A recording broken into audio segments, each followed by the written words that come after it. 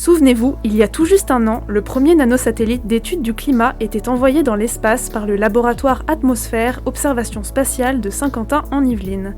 Premier satellite qui fournit des données scientifiques exploitables, il va être rejoint par son petit frère, InspireSat-7, dans l'objectif final de créer une constellation de petits satellites. Nous avons mis en œuvre un deuxième satellite qui s'appelle InspireSat-7. Donc son objectif, c'est de faire une étude du bilan radiatif de la Terre. Donc on va s'intéresser à l'étude du climat et on cherche à mesurer des variables climatiques essentielles.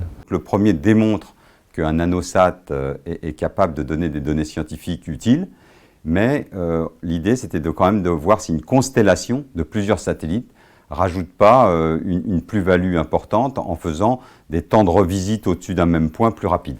Véritable bijou de technologie, il pèse seulement 3 kg et fait la taille de 2 Rubik's Cube.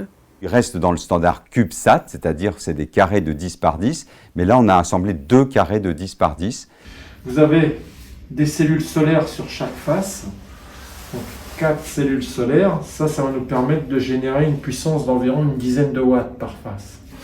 Ensuite, sur ces droits, nous avons des zones blanchies sur lesquelles nous allons venir fixer nos capteurs. Nous utilisons des détecteurs plans pour pouvoir faire des mesures de flux infrarouges, pour faire nos mesures de déséquilibre énergétique. Toute la phase de conception et de réflexion sur la science a été faite. Maintenant, on en est à l'assemblage.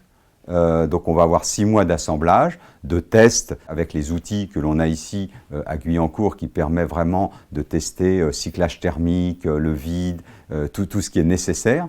Et puis après, il y a tous les étalonnages pour pouvoir effectivement livrer l'instrument à temps pour qu'il embarque. Tous les essais sont effectués sur place. Au total, c'est une équipe d'une dizaine de chercheurs qui s'y occupent quotidiennement. Le lancement d'InspireSat-7 est prévu en début 2023.